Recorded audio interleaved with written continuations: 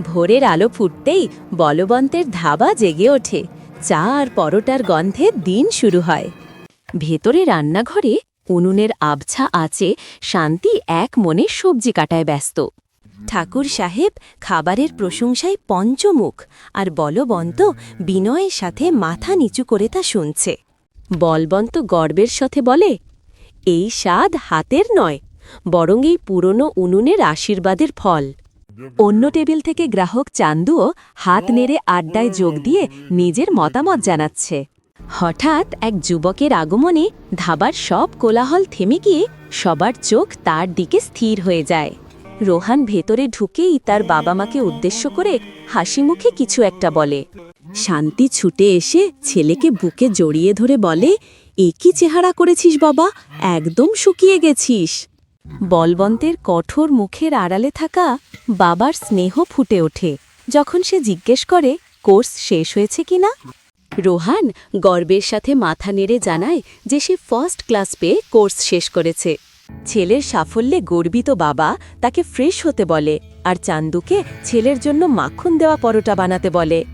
কিন্তু রোহান বাবাকে থামিয়ে দিয়ে পরোটার বদলে চিনি ছাড়া 1 কাপ ব্ল্যাক কফি চায়।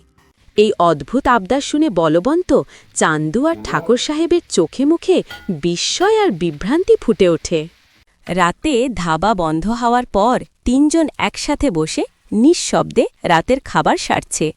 শান্তি আর একটু খাবার দিতে গেলে রোহান প্লেটের ওপর হাত রেখে জানায় যে তার খাওয়া হয়ে গেছে। এরপর রোহান বাবার দিকে তাকিয়ে গভীর নিঃশ্বাস নিয়ে তার ভবিষ্যতের পরিকল্পনা নিয়ে কথা বলতে শুরু করে। বলবন্ত খুশিতে উজ্জ্বল হয়ে ধাবার দিকে দেখিয়ে বলে, কাল থেকে তুই কাউন্টারে বসবি আর সব সামলাবি।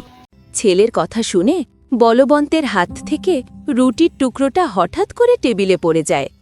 রোহান তার মাকে বোঝানোর চেষ্টা করে যে সে শুধু এই পুরনো ধাবার জন্য হোটেল ম্যানেজমেন্ট পড়েনি। ছেলের কথায় রেগে গিয়ে বলবন্ত ব্যঙ্গ করে বলে, তাহলে কি শহরে গিয়ে পরের জিহুজুরি করবি? পাস্তা বার্গারের কথা শুনে তিনি তেলে বেগুনে জ্বলে ওঠেন আর 3 প্রজন্মের ঐতিহ্যকে বিদেশি খাবারের সাথে তুলনা করায় ক্ষুব্ধ হন। শেষে তিনি কঠোর স্বরে জানিয়ে দেন, শহরে ক্যাফে খুললে এই ধাবার দরজা তার জন্য চিরদিনের মতো বন্ধ হয়ে যাবে। এই বলে বলবন্ত রাগে গটগট করে বেরিয়ে যায় আর শান্তি আঁচলে মুখ ঠেকে কাঁদতে শুরু করে। বাবা ছেলের এই ঝগড়ার পর পুরো ধাবায় এক ভারী গুমোট পরিবেশ নেমে আসে। পরের দিন সকালেও ধাবার পরিবেশ থমথমে। বলবন্ত চুপচাপ বসে আর রোহান এক কোনায় ল্যাপটপ নিয়ে আনমনা হয়ে কাজ করছে।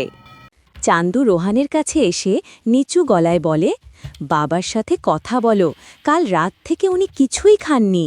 রোহান বিরক্ত হয়ে উত্তর দেয়, বাবা তো আমার কোনো কথাই বুঝতে চাইছে না। হঠাৎ একটা ট্যুরিস্ট বাস এসে থামে আর একদল কলেজ ছাত্রছাত্রী ধাবায় ঢুকে পড়ে।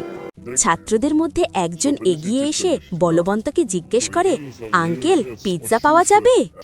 বলবন্তের রুক্ষ জবাবে বিরক্ত হয়ে আরেকজন ছাত্রী সবাইকে এখান থেকে চলে যেতে বলে। তার কথা শুনে প্রায় অর্ধেক ছাত্রছাত্রী ধাবা থেকে বেরিয়ে যেতে শুরু করে। কাস্টমারদের চলে যেতে দেখে রোহানের মাথায় হঠাৎ একটা বুদ্ধি খেলে যায় এবং সে উঠে দাঁড়ায়। রোহান সাথে সাথে জোরে চিৎকার করে তাদের থামতে বলে আর সবার নজর তার দিকে ঘুরে যায়। সে আত্মবিশ্বাসের সাথে তাদের বলে যে সে পিৎজার থেকেও ভালো কিছু বানিয়ে দেবে। রোহানের কথায় কৌতূহলী হয়ে ছাত্রছাত্রীরা আবার নিজেদের জায়গায় এসে বসে। রোহান বাচ্চাকে বড়ে ছান্দুকে জল দিতে বলে আর মাকে রান্নাঘর থেকে আটা আর ময়দা আনতে বলে। এরপর সে বাবার দিকে তাকিয়ে শুধু 15টা মিনিট চেয়ে নেয় তার পরিকল্পনাটা দেখানোর জন্য। রোহান খুব দ্রুত পরোটার লেচির মধ্যে সবজি, পনির আর মশলা ভরে পুর তৈরি করতে শুরু করে। সে তেলের বদলে মাখন দিয়ে পরোটাগুলো ভাজতে থাকে, যার দারুণ গন্ধে গোটা ধাবা ম ম করতে থাকে। রোহান গর্বের সাথে তার বানানো দেশি পিৎজা সবার সামনে পরিবেশন করে। ছাত্রছাত্রীরা মজা করে খেতে শুরু করে আর একজন তো সাথে সাথেই আরও 4টের অর্ডার দিয়ে দেয়। দূর থেকে সবটা দেখে বলবন্তের চোখের রাগ ধীরে ধীরে কমে এসে এক অন্যরকম উপলব্ধিতে বদলে যায়। ছাত্ররা বিল মিটিয়ে চলে যাওয়ার পর কাউন্টারে টাকার একটা বড় স্তূপ জমে যায়। চান্দু অবাক হয়ে বলবন্তকে বলে, রোহান তো 1 ঘন্টায় পুরো দিনের রোজগার করে দেখাল। রাতে আবার ধাবা বন্ধ হলে শান্তি আর রোহান একসাথে বসে দিনের রোজগারের হিসাব করছে।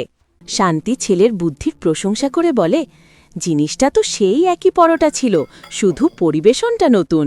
রোহান এই সুযোগে বাবাকে বোঝায় যে আসল জিনিসটা এক রেখে শুধু পরিবেশনের পদ্ধতিটা বদলাতে হবে। বলবন্ত ব্যঙ্গ করে বলে, তাহলে কি এখন কাঠের বেঞ্চের বদলে সোফা লাগাবো, নতুন রং করাবো? তিনি আবেগপ্রবণ হয়ে বলেন, আমার দাদুর বানানো এই কাঠের বেঞ্চগুলো তোর কাছে পুরনো মনে হয়? তিনি রেগে গিয়ে বলেন, তুই ঐতিহ্যের মধ্যে কোনো উন্নতি দেখতে পাস না, সব কিছুকেই পুরনো বলে উড়িয়ে দিস। রোহান জোর দিয়ে বলে, আমি উন্নতি দেখি না, কারণ তুমি সময়ের সাথে বদলাতে চাও না। বলবন্ত প্রচণ্ড রেগে চুপ কর বলে চিৎকার করে ওঠে, আর সাথে সাথে সবাই ভয়ে কেঁপে ওঠে। তিনি আরও বলেন, এই ধাবা আমার জীবন, তুই আমার চোখের সামনে থেকে দূর হয়ে যা। রোহান তার ল্যাপটপ নিয়ে বেরিয়ে যেতেই শান্তি কান্না ভেজা গলায় বলে, নিজের ছেলেকে তুমি তাড়িয়ে দিলে? বলবন্ত কোনো উত্তর না দিয়ে মূর্তির মতো ধাবার মাঝখানে স্তব্ধ হয়ে দাঁড়িয়ে থাকে। পরের দিন সকালে বলবন্ত উনুনের আগুনের দিকে তাকিয়ে চুপচাপ বসে আছে, তার মন গভীর চিন্তায় মগ্ন। ঠাকুর সাহেব এসে রোহানের কথা জিজ্ঞেস করলে বলবন্ত জানায় যে সে শহরে চলে গেছে। ঠাকুর সাহেব তাকে বোঝান যে ঐতিহ্যের বিকাশের জন্যই পরিবর্তন দরকার, আর এটাই প্রকৃতির নিয়ম।